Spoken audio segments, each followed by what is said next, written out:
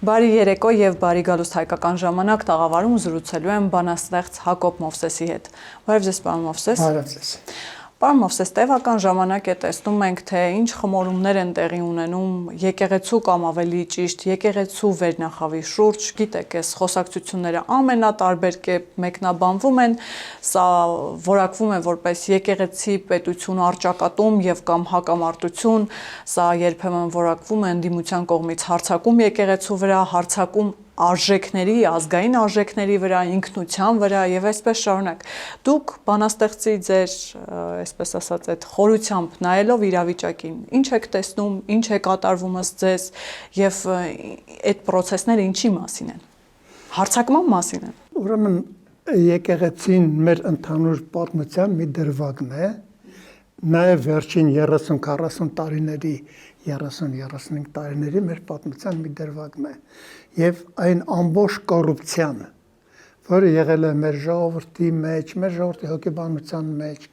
մեր պետության մեջ, բնականաբար նաեւ եղել է եկեղեցու մեջ։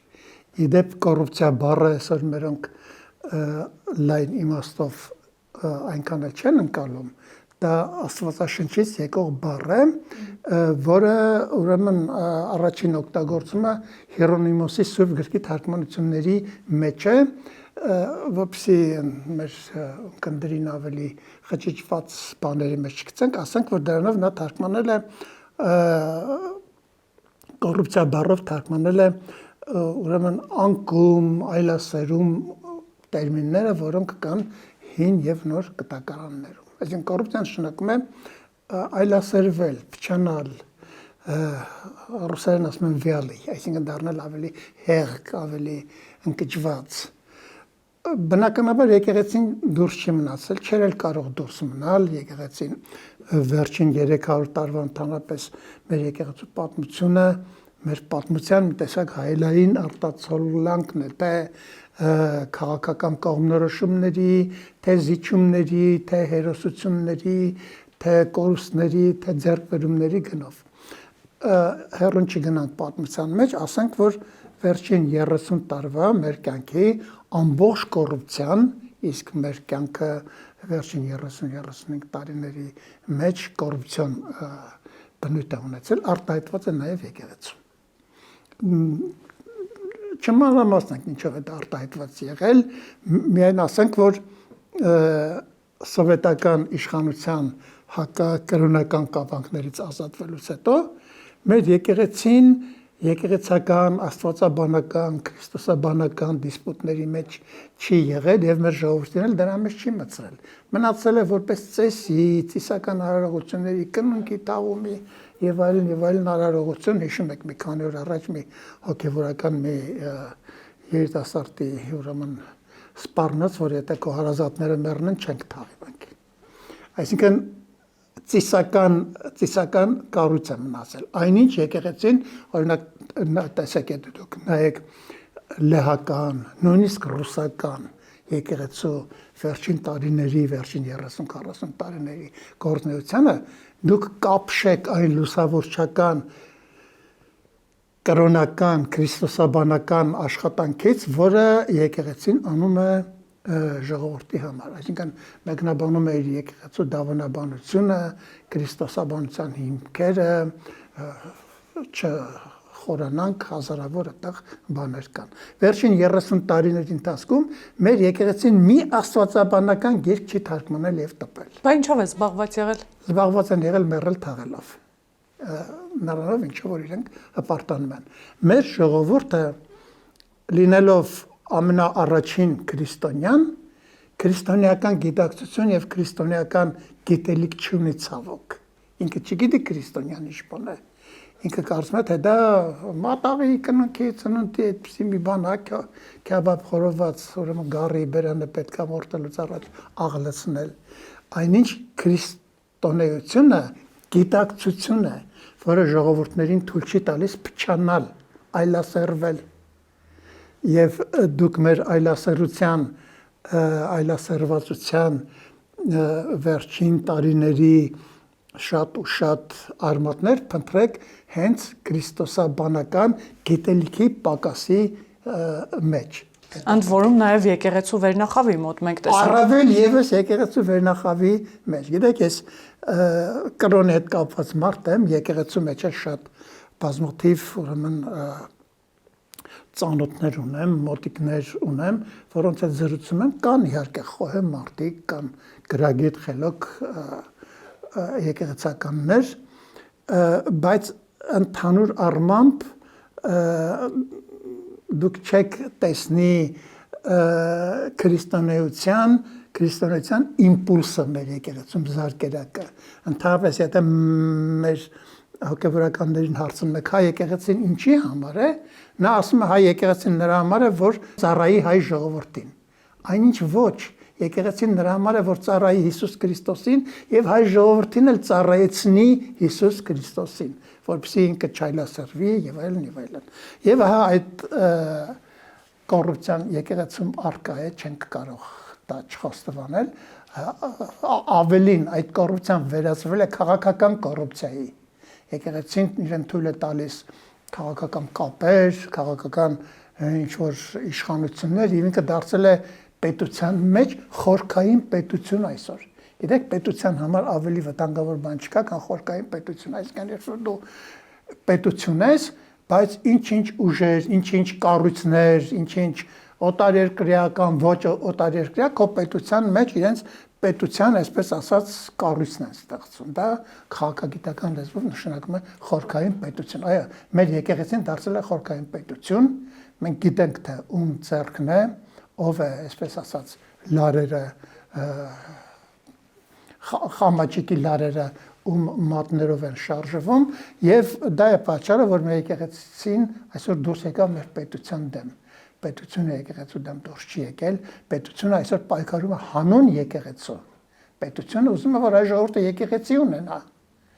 Եկեղեցին չի ուզում, որ հայ ժողովուրդը պետություն ունենա։ Տարբերությունը սա է,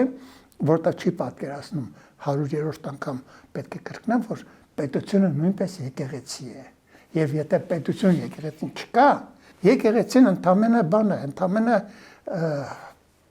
սիմվոլիկ մի անտեր բան է։ Հայոց Հայաստանյաց առաքելական Սուրբ եկեղեցին կա այնքանով, ինչքանով կա հայ ժողովուրդը, հայ ժողովրդի պատմությունը եւ այսօր հայոց պետությունը։ Կարծում եմ, որ կոնֆլիկտի պատճառը դա է, կոնֆլիկտը ես կարծում եմ, որ պետք է անպայման լուծում ստանա։ Գիտեք, նախկինում մի արտահայտություն կար, եկեղեցապատկան հողեր, եկեղեցապատկան գույք։ Այսօր եկեղեցին պետք է լինի պետությունապատկան սրբավայր։ Տեսեք, կրոնի մեջ կա սրբություն, սրբոց արտահայտությունը։ Սրբություն, սրբոցը սրբությունների այն սուրբ տեղներ, որտեղ հրյա քահանայապետը իրավունք ուներ մտնել եւ այնտեղից հանել ուրեմն պատգամների տախտակը եւ ժողովրդին մատուցել։ Այսօր մեր սրբություն, սրբոցը պետք է լինի եկեղեցին, որը պետության կառույցի մեջ է, պետության համար է պայքարում։ Եթե այդպես չէ, մենք ունենք բուտաֆորային մի հերթական մի դատարկ բուտաֆորային հասկացություն, որը մեր ժողովրդին ոչնչով չի կարող օգնել։ Պարոն Մովսես, շատ հետաքրքիր հայտարարություն արեցիք, որ դրսից է կառավարվում եւ այդ խամաճիկները, լարախաղացները գիտենք որտեղից է կառավարվում։ Նախ այդ իմաստով, եթե կուզենաք որոշակիորեն բացել, կխնդրեմ մանրամասնել եւ երկրորդ, այսինքն ինչու եկեղեցին, որը կարծես թե այնքան բարձր դիրքում է, այսինքն որը պիտի լինի պատճառը, մոտիվացիան, որ եկեղեցին նախ մտնի քաղաքական խաղերի մեջ եւ այն էլ նաեւ դրսից ինչ որ կերպ իրեն սկսեն ղեկավարել։ Դրա համար պետք է ինչ որ հիմքեր լինեն, դա հեշտ գործընթաց չէ եւ դրա մեջ մտնելը նաեւ ինչ որ իմաստով ռիսկային է։ Շատ ճիշտ եք, բայց ձեր հարցի պատասխանը միանգամայն հստակ է։ Պատճառը կոռուպցիան է։ Այնպես ինչպես որ այսօր Հայաստանի շատ գողեր, կաշառակերներ, գողականներ, խառոշիներ պատսպարվել են ուրիշ երկրում, ուրիշ երկրի օրենքների պաշտպանության տակ են մտել, այդպես էլ եկեղեցին։ Ընդամենը իրենց կոռուպցիոն գործունեությունը շարունակելու, իրենց իշխանությունը պահպանելու, գուցե եւ բազմապատկելու, հարյուրապատկելու եւ իրենց, այսպես ասած, հեգեմոն դերը պահելու համար։ Գումարած որ գիտեք ինչ, տակ այնքան բան կա, որ եթե հանկարծ բացվեց, իրենք ընդհանրապես կարող է պատմությունից ուրեմն ավելորդ մի մեքենայի մասի մեջ դուրս թռնեն եւ անետանան։ Կոռուպցիան է պատճառը, որ մեր եկեղեցին այսօր արյուն քրտինք մտած պաշտպանում է իրեն պաշտպանելով պաշտպանում է հենց կոռուպցիան։ Մեր պետության մեջ մի շարժում է սկսվել հակակոռուպցիոն, թե դա ինչքանով է արդյունքների հասնում, ինչքանով չի արդյունքների հասնում, դա ուրիշ խոսակցության նյութ է, եթե մենք ժամանակային տարբաժանման մեջ գցենք, ապա կտեսնենք, որ մենք իհարկե հսկայական արդյունքների ենք հասել։ Մենք պետք է նաև բոլոր բնակավարներում հասնենք մեր մաքրագործմանը, մեր հոգու սրբագործմանը, եթե օրգանիզմը հիվանդ է լինում, չի կարող լինել, որ ասենք, եթե օրգանիզմը ջերմություն ունի, ուրեմն լյարդական, չգիտեմ, մի ուրիշ օրգան առողջ վիճակում է։ Մենք պետք է լրիվ լյովին մաքրվենք։ Մենք պետք է ունենանք սուրբ եկեղեցի։ Մենք պետք է ունենանք եկեղեցական, որին երբ որ ես փողոցում տեսնեմ, կռանամ եւ ոտկա համբուրեմ, ձեռքը համբուրեմ։ Եվ ոչ թե կներեք տհաճությամբ ճանապարհը շեղեմ, որ հանգարց դեմս չելնի ինքը։ Մովսես, տևական ժամանակ է շատ մեծ քննադատություն եւ նաեւ հայտարարություններ կամ մեղադրանքներ կան եկեղեցու որոշ սպասավորների հետ կապված, բայց արձագանք մայր աթոռից կարծես թե այդպես էլ չկա, օրինակ տևական ժամանակ է իշխանությունները բարձրացնում են հարցը, թե արդյոք Գարեգին բան խախտել է կուսակրոնության ուխտը, արդյոք զավակ ունի թե չունի, լռություն է, խոսվում է այն մասին, որ Գարեգին բեի եղբայր Եզրաս Ներսիսյանը KGB գործակալ է, ՊԱԿ գործակալ է եւ այդ առումով էլ լռություն է, որևէ արձագանք պատասխան չկա, այն դեպքում մենք տեսնում ենք որոշ քաղաքական հարցերի շուրջ ինչ արագ է արձագանքում մայր աթոռը, նախ ինչով է պայմանավորված այս լռությունը եւ հետո նաեւ որոշ արվեստագետներ մեկնաբանություն են անում, որ ինչ կա մի ամբողջ կառավարություն հետաքրքրվում է կաթողիկոսը զավակ ունի, թե չէ, ասում է ինչի եք սրտնեղում, որ մեր սրբազանները կներեք իրենց բառերով պիտի մեջ բերեմ, ասում է մեր սրբազանները տղա են, ворց են եւ այո նաեւ կարող են կանանց հետ հարաբերվել եւ զավակներ ունենալ։ Ուրեմն այդպեսի բան կարող է ասել տգետ արվեստագետը, ես չգիտեմ դուք ում մասին եք խոսում, բայց արվեստագետին ասեք, որ ինքը տգետ է, որովհետեւ կուսակրոնության ուխտը Աստծո հետ կնքված ուխտ է եւ ղզիկը նա է, ով որ այդ ուխտը խախտում է, այնքան ղզիկ է, այնքան իր մեջ տղամարդկային հատկություններ չունի, հասկանում եք, կամք, նվիրվածություն, սրբություն, որ ինքը իր տված ուխտը խախտում է։ Սա այդ մասն։ Երկրորդ, բոլոր դեպքերում ես մի անգամ խոսել եմ կուսակրոնության ուրեմն երևույթի մասին, մի անգամ էլ ասեմ։ Կուսակրոնությունը տիեզերաժողովներով ֆիքսված ուրեմն իրողություն է։ Եվ դա պարտադիր չի հոգևորականի համար։ Կուսակրոնությունը նրա համար է, որպեսզի Աստծուն նվիրվող, Քրիստոսին նվիրվող անձնավորությունը մի հատ իր ուժերը ստուգի,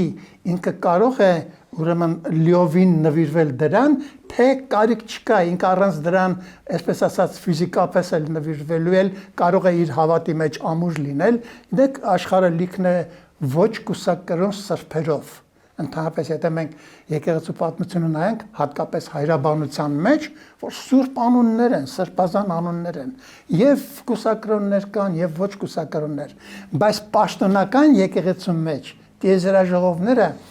սա արել են, որպեսզի եկեղեցականի կամքը կոփեն եւ կամքը ստուգեն, դա պարտադիր չի, ես նորից ասում եմ, դա մի ուրեմն ուղեփակոց է դրված հոգևորականի դեմ, երբ որ ինքը գալիս է ուղեփակոցին հասնում է, օրենքը հարցնում է, սրանից հետո եթե դու ուզում ես ուրեմն անցնել, դու պետք է անձնական զիջողությունների գնաս, դու պետք է ղզիկություն չանես եւ կնիկու սիրուհիներ պահես, կարող ես, եթե կարող ես, խնդրեմ, ուղեփակոցը բաց է քո առջև, անցիր առաջ, եթե չես կարող, մենք էլի ընդունում ենք քո հոգևորականությունը, քո հոգևոր կացուտաձևը, բայց ուխտը մի խախտիր, այնպես որ այստեղ շատ ծիծաղելի է այդ տղա-ворց հարաբերությունները, այստեղ ուրիշ տեղ է ստուգվում մարդու մարդկությունը եւ մարդկայնությունը։ Գիտեք, բանի մեջ եղել են նույնիսկ ծայրահեղ դեպքեր, ես մի անգամ ասել եմ, ուրեմն երկրորդ, երրորդ դարի հայրաբանության մեջ կային դեպքեր, որոնք շատ նվիրված էին եկեղեցուն Քրիստոսի ուսմունքին, բայց 25-30 տարեկանում ուրեմն եթե չեմ սխալվում Մատթեոսի ավետարանի 11-րդ գլուխը կարդալիս, այնտեղ մի տող կա եւ ասում է ոմանք ասում է իրենց կներեք ամորձատեցին Աստծո արքայություն մտնելու համար եւ Սուրբ Օրիգինեսը, որը նաեւ մեր եկեղեցու ընդհանրական սրբերից է, իրեն ամորձատեց։ Եկեղեցին դրա համար բանադրեց իրեն։ Ասեց դու սխալ բան ես արել։ Չի կարելի Աստծո տված օրգանիզմը արհեստականորեն դեմ առնել կամ տանել այս կամ այն ուղղությամբ։ Դա կամավոր պետք է լինի։ Եթե դու չես կարողանում, մի արա, բայց եթե կարողանում ես, ինչպես որ կարողացել են պատմության մեջ շատերը եւ բազումները, ուրեմն դու քո ուխտը պահպանողներից ես։ Այնպես որ այստեղ երկակի բան կա, այստեղ խոսքը տղի, ворցի ու կնիկ ունենալու առավել եւս սիրուհիներ ունենալու մասին չի։ Իսկ այդ KGB գործակալ լինելու մասին մեղադրանքները դրանք թեթև մեղադրանքներ չեն, պարոն Մովսես, այլ երկրի գործակալ լինելու մեղադրանքներ, որին որևէ կերպ չեն արձագանքում։ Դա չեն էլ կարող արձագանքել, որտեվ ինչ արձագանքեն կբռնվեն։ Եվ այդտեղ ապացույցներ էլ պետք չի։ Եթե արձագանքեն, դա կլինի ապացույց, որ չեն։ Բայց եթե չեն արձագանքում, դա ապացույց է, որ այն հետո գիտեք մեզ ապացույցներ պետք չեն։ Մենք ինչ չենք տեսնում կյանքում, ինչ է կատարվում։ Մենք չենք տեսնում ում են հարկ եղած դեպքում ակտիվացնում, այսօրվա բառապաշարով ասած գեներացնում, ում են մեդալներ տալիս, ում են պետությունը հայոյողները մեր իշխանությանը, մեր վարչապետին հայոյողները կանչում Բելարուսիա եկեղեցու բացման իբր, բայց պետական արարողակարգով ընդունում, բերում զինվորական շարասյունը կանգնացնում, գորգերը թռում այնպես, ինչպես պետք է արվի պետական արարողության ժամանակ։ Մենք այս բաները տեսնում ենք, մեզ ապացույցներ պետք չեն, մեզ հարկավոր է լավ պետություն, որտեղ մեր երեխաները նորմալ իրենց հնարավորությունները, իրենց տաղանդը դրսևորեն, չթողնեն գնան դուրս, մեր ժողովուրդը չգաղթի գնա դուրս, եւ մեզ պետք է մի եկեղեցի, նորից ասում եմ, որի դռնից ներս մտնելիս մենք ակնածանք եւ գորովանք զգանք։ Վերջին շրջանում ընդդիմությունը նաև շատ է այն թեզը շրջանառում, թե ամենայն հայոց կաթողիկոսը թիրախավորվել է միայն նրա համար, որ խոսում է արցախցիների մասին, խոսում է վերադարձի իրավունքի մասին, իդեպ ընդդիմությունից էլ հաճախ են հայտարարում, որ Արցախի հարցը փակված չէ։ Միգուցե կաթողիկոսը իսկապես տանջվում է արցախցիների հետ տեղի ունեցածի այդ բերումով եւ նաև իսկապես ուզում է ինչ-որ ձևով նպաստել արցախցիների վերադարձին։ Որ մենք բոլորս ենք տանջվում այն հրեշավոր իրողությամբ, ինչը որ մեր ժողովուրդը պատահեց, պատահասի պես իջավ մեր գլխին, մեր ոչ հաշվենկատ, ոչ քաղաքագիտական քաղաքականության պատճառով։ Մենք բոլորս էլ տանջվում ենք։ Պետությունը նույնպես։ Պետությունը այդ Արցախահայության, այսպես ասած, դարդերին դարման անելու համար իր հնարավոր ամեն ինչը անում է, որպես այստեղ նրանք տեղավորվեն, իրենց զգան իրենց տանը, քաղաքացիություն ունենան, աշխատանք ունենան եւ այլն եւ այլն։ Ստորեն բոլոր նրանք, ովքեր Արցախահայության դժբախտությունը օգտագործում են եւ դեռ օգտագործելու են քաղաքական դիվիդենդներ շահելու համար։ Դուք դեռ ուր եք, դուք սպասեք հələ ապրիլ-մայիս ամիսներին տեսեք ինչեր են կատարվելու։ Ես այստեղ որևէ բան չունեմ ավելացնելու, միայն մի բան ես գիտեմ։ Մենք էլ ենք շփվում Արցախահայության ներկայացուցիչների հետ, դրանք հայ մարդիկ են, մի ընտանիք, օրինակ մեր ընտանիքի հետ շատ կապված է։ Դրանք շատ առողջ են մտածում, Դրանք նույնպես ընդունակ են քաղաքական բռնաբարությունների չենթարկվելու, կներեք այս բառի համար, քաղաքական արտաքսման չենթարկվելու եւ դա մեր պատմության մի դետալն է, որը ցավոք տեղի է ունեցել, թե ինչ պատճառով դրա մասին ռեալ օբյեկտիվորեն կարելի է խոսել մի 30-40 տարի հետո։ Մենք հիմա չենք կարող խոսել։ Մենք հիմա գիտեք, զբաղված ենք մեղքը իրար վրա գցելով։ Ընդհանրապես հայ ժողովրդի պատմության մի այսպես ասած մի բան, էական բանը հետևյալն է, ոչ թե մեղք մանգալ, այլ մեղավորներ մանգալ։ Մեղավորներ մանգալ, գտնել, որ ես մեղավոր եմ, Հակոբ Մովսեսը մեղավոր է, ինձ գնդակահարել, գանահարել եւ մեղքը թողնել կենթանի։ Մեղքը թողնել, որպեսզի պատմության մեջ շարունակի իր ընթացքը։ Եկել է այն ժամանակը, որ մենք պետք է խոսենք մեղքերի մասին։ Գիտեք, մեղքը որ կա, մեղավորը կգտնվի, մեղավորը միշտ էլ կճարվի։ Չճարվի էլ ոմանք կճարեն, կբերեն, կդնեն։ Մենք պետք է խոսենք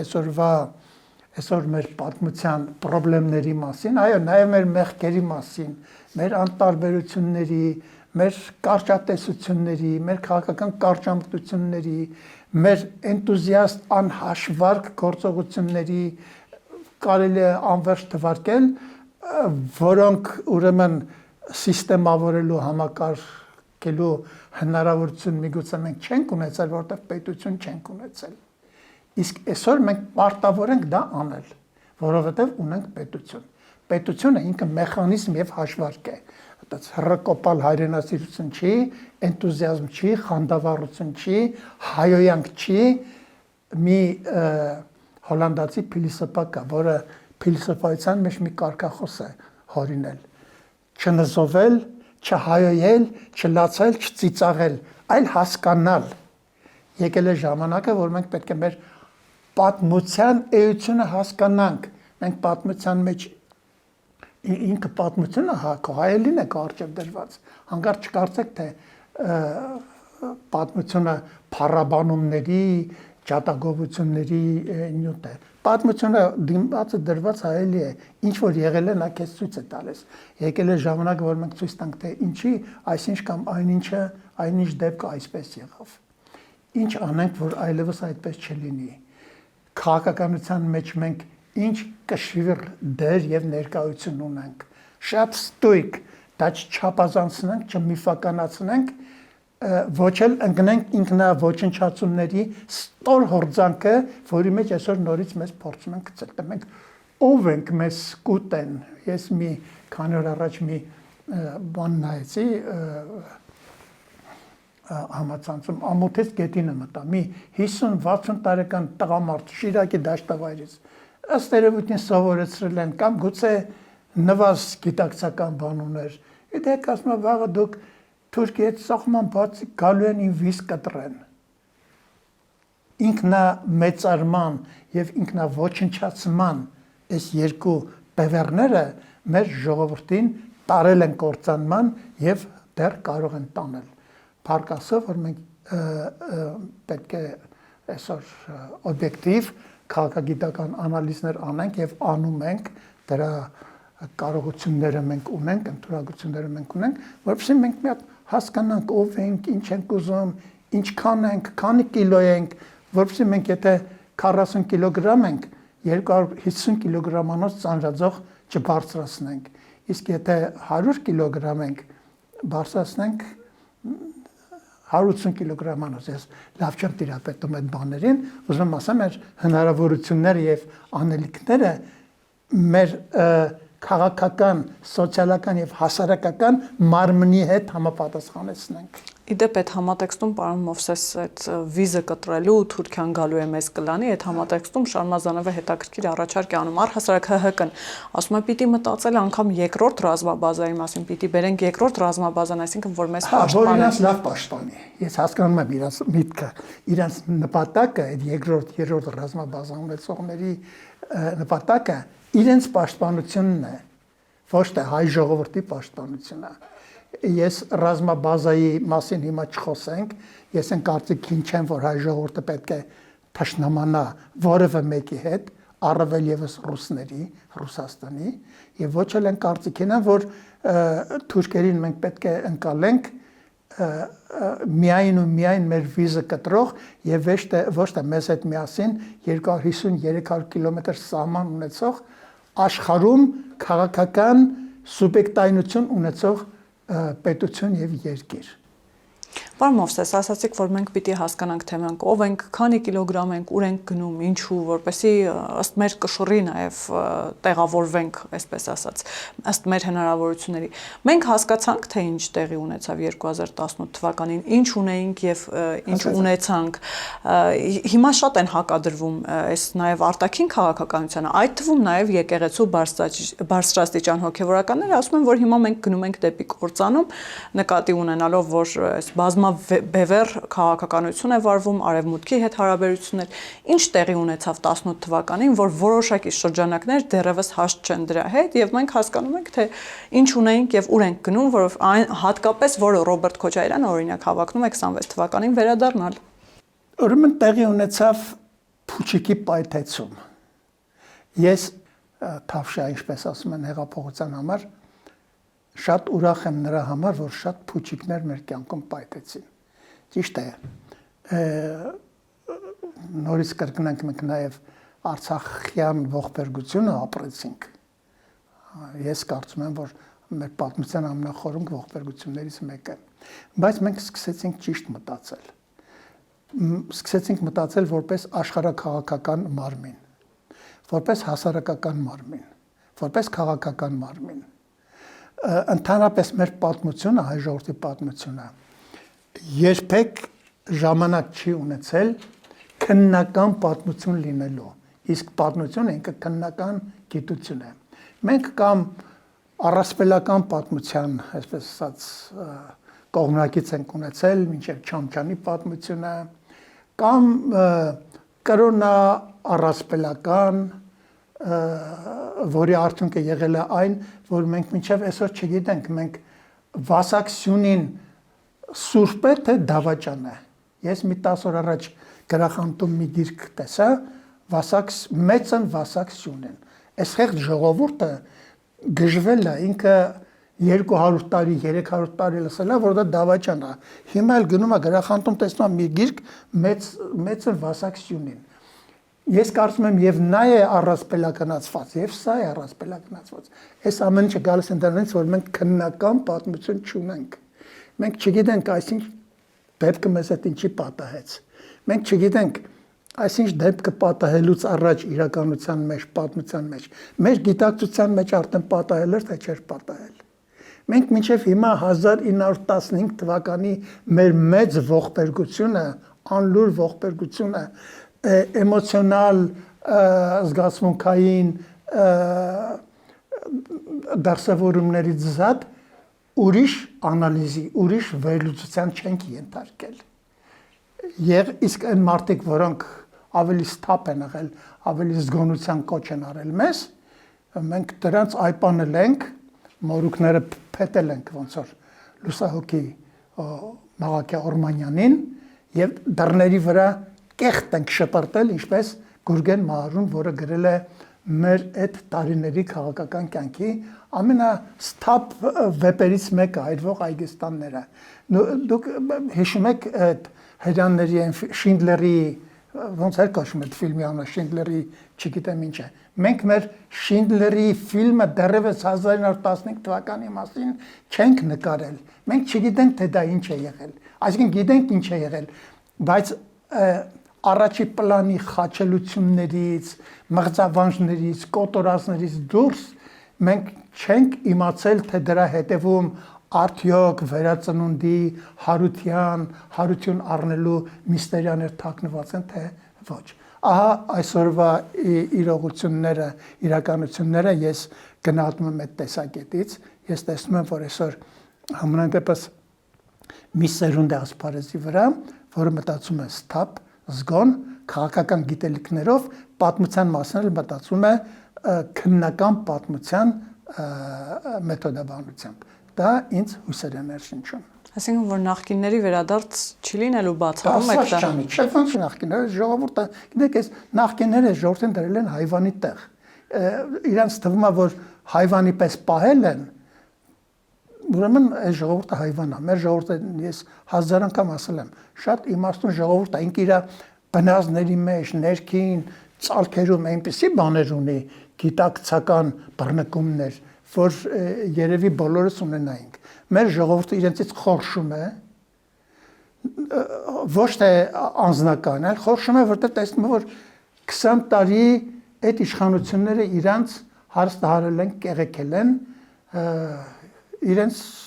գանահարել են եւ այստեղ մի բան կա, հանկարծ իմ ու ձեր զրույցը չթվա ոմանց ականջին, թե մենք այս իշխանություններին պաշտպանելու համար ենք այս ամեն ինչ ասում։ Եթե մենք տեսնենք, որ վաղը կազմավորվել է մի այս մտածողություն, որի կրողները, քաղաքական կրողները կարող են իշխանության գալ, մենք այս իշխանություններին կոչ կանենք, որպեսզի իրենք թույլ տան իրենց կամուրջի վրայով այդ նոր սերունդը, նոր մտածողության մարդիկ մտնեն իշխանության։ Իշխանությունը ինքը քարացած զանգված չի, ինքը անընդհատ ենթակա է փոփոխությունների, ես մեր մեջ այդ փոփոխությունների պոտենցիալը տեսնում եմ։ Պարոն Մովսես, շատ կուզենամ խոսենք նաև խաղաղության գործընթացից։ Գիտեք, օգոստոսի 8-ի պայմանագիրը արդեն մի սուղարյուն է ստանում, թրիփի մասին են արդեն խոսակցություններ գնում, հստակ ժամկետներ են նշվում, թե թրիփը արդեն երբ կսկսվի գետնի վրա աշխատանքները, ադրբեջանական կողմում էլ այդ իմաստով կան աշխատանքներ։ Հետաքրքիր է, որ երբ օգոստոսի 8-ին ստորագրվեց փաստաթուղթը, քչերն էին նախ հավատում այդ իրողությանը, հետո ասացին, որ հայ ինչ դա ընդամենը ստորագրված փաստաթուղթ է, հատկապես ընդդիմադիրները դա կյանքի չի կոչվելու, Ադրբեջանը պատրաստ չէ գնալ խաղաղության, Ադրբեջանի հետ պետք չէ գնալ խաղաղության։ Պարոն Մովսես, պետք է գնալ խաղաղության եւ որպես հասարակություն դեռ Ադրբեջանը եւ ադրբեջանցիներին մի կողմ թողնենք։ Մենք պատրաստ ենք խաղաղությանը, մենք ուզում ենք խաղաղություն եւ այդ իմաստով ինչ անելիք ունի նաեւ մտավորականությունը, անելիք ունի թե չունի։ Մենք որպես հանրություն, որպես ազգ, որպես հասարակություն պատրաստ ենք, ուզում ենք գնալ այդ խաղաղությանը եւ ինչ պիտի անենք այդ ճանապարհին։ Այսինքն խաղաղության գնալը հեշտ չէ, երբեմն պատերազմելը ավելի հեշտ է, քան խաղաղության գնալը։ Հիմա այդ իմաստով ինչ աշխատանք պիտի տանենք։ Ուրեմն ես ձեր հարցից մի բան հիշեցի։ Ֆրանսիայի արտաքին գործերի նախարար 10-րդ դարում ցավոք հիմա անունը մոռացա, որը նաև իրենց խոշորագույն հասարակագետներից է։ Գերմանիայի մասին խոսելիս մի արտահայտություն ունի։ Իսկ գերմանացիներն ու ֆրանսիացիները աստված փրկի ավելի բետար թշնամանքից, որը իմիջիայլոց շարունակվում է մինչև այսօր։ Ասում գիտեք, գերմանացիները ասում գուցե լավ ժողովուրդ են, բայց մի սոսկալի թերություն ունեն, իրենք հարևան չսիրող ժողովուրդ են։ Սա հասկանանք ոչ թե էմոցիոնալ զգացմունքային դաշտում, այլ սա հասկանանք որպես քաղաքագիտական կատեգորիա։ Հայ ժողովուրդը շրջապատված է հարևաններով, որոնց հետ նա դարերի ընթացքում պատմության բերումով թշնամություն է ունեցել։ Եվ պարսիկների հետ մինչև 18-րդ, 10-րդ Խաչատուր Աբովյանի վեպը Խզլպաշների մասին մի զգալի չափով վերաբերում է նաև պարսիկներին։ Դե թուրքերի հետ չասեմ եւ ադրբեջանցիների հետ, որոնք 20-ական թվականներին պետություն կազմավորեցին, մենք չեզոք իդեալական հարաբերություններ չենք ունեցել նաև վրացիների հետ։ Այսօր էլ գուցե ինչ-որ մեր ներսում խլրտումներ կան։ Ժողովրդի ազգի քաղաքական իմաստնության ցուցիչներից մեկը իր հարևանների հետ միմիկրիայի եւ ադապտացիայի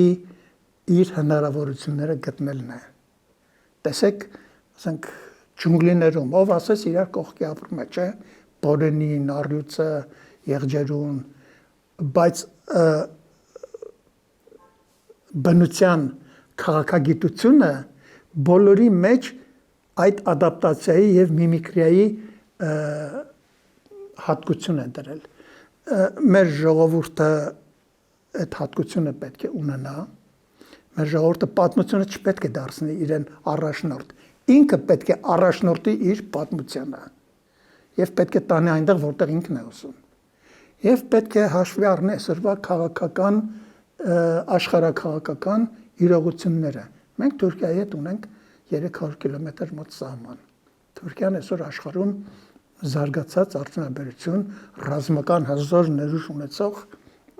երկիր է, չչափազանցնենք իհարկե, դա ինչ-որ մի մեխանիզմի եւ սիստեմի համակարգի մեջ են իրենք դրան հասել։ Ադրբեջանի հետ մենք 30 տարվա կոնֆլիկտ ունեցանք, ողբերգական իրադարձություններով լի, բայց մեր հարևանն է Ադրբեջանը։ Սա է իրողությունը, սա է։ Ինքը վրեժխնդրությունը, մաղձը վրեժխնդրությունը քաղաքական կատեգորիա չի, գուցե մշակութային կատեգորիա է, բայց քաղաքական կատեգորիա չէ։ 10-րդ դարում քաղաքագիտության մեջ մի տերմին կա, որը մի գերմանացի փիլիսոփա է մտցրել, կոչվում է ռեսենտիմենտ։ Ռեսենտիմենտը նաև քաղաքականության մեջ է գործում։ Երբ որ քո թշնամու ներկայությունից դու ոչ թե կարողանում ես իր հետ հարաբերությունների մասին ազատ մտածել, այլ հոգիդ սևանում է, ողակալում է եւ ընկնում ես վրեժխնդրության մեջ եւ այլևս ոչ մի բան չես կարողանում մտածել։ Մենք այսօր պետություն ենք 30,000 քառակուսի կիլոմետր տարածությամբ, ունենք 3 միլիոնանոց իդեալական մոնոլիթ բնակչություն, ունենք շատ հետաքրքիր աշխարհագրական դիրք, ունենք այսինչ կամ այնինչ կոնտինգենտին հետաքրքրելու, քաղաքական կոնտինգենտին հետաքրքրելու իրողություն եւ եթե սրանցից չօգտվենք, ուրեմն մենք քաղաքականության մեջ, պատմության մեջ անտաղանդ ժողովուրդ ենք։ Այսինքն այն խոսակցությունները, թե ում ենք մենք պետք կամ կուդա վիդենիցիս կդիրեք, եթե ուղիղ մեջ բերեմ։ Մենք թաքնվելու տեղ չունենք, մեր տեղը բաց, բոլորը գիտեն, մենք բոլորի հետ պետք է փորձենք լավ հարաբերությունների մեջ լինել, եւ ռուսների, եւ թուրքերի, եւ ադրբեջանցիների, մեր հարևանների, եւ եվրոպացիների, մենք պետք է մեր ցիվիլիզացիոն քաղաքակրթական համակարգը չուրանանք, մենք քրիստոնյա եվրոպական համակարգի մեջ ենք։ Մեր պետությունը պետք է լինի այդպեսին։ Մեր պետությունը չի կարող լինել էմիրատ կամ չգիտեմ չի կարող լինել մուսուլմանական օրենքներով։ Դրա մեջ է մեր զարգացումը եւ դրա մեջ է մեր փրկությունը, դրա հնարավորություններն ու գիտակցությունը մենք ունենք։ Այսինքն մենք աշխարհին նաեւ ասելիք ունենք։ Ասելիք ունենք, բա իհարկե ունենք։ Դրանից գիտեք ինչ, ժողովուրդները սա փիլիսոփայական իհարկե խոսակցություն է, ավելի չծանրաբեռնենք, բայց մենք պետք է պարզենք, մենք աշխարհի կերակուրի վրա լցվող համեմունք ենք, ինչպես եղել ենք մինչև օրս, թե ինքնուրույն ճաշ ենք, մի քիչ չափերով համեստ, բայց ինքնուրույն, մեր համը ունեցող, մեր հոտը ունեցող,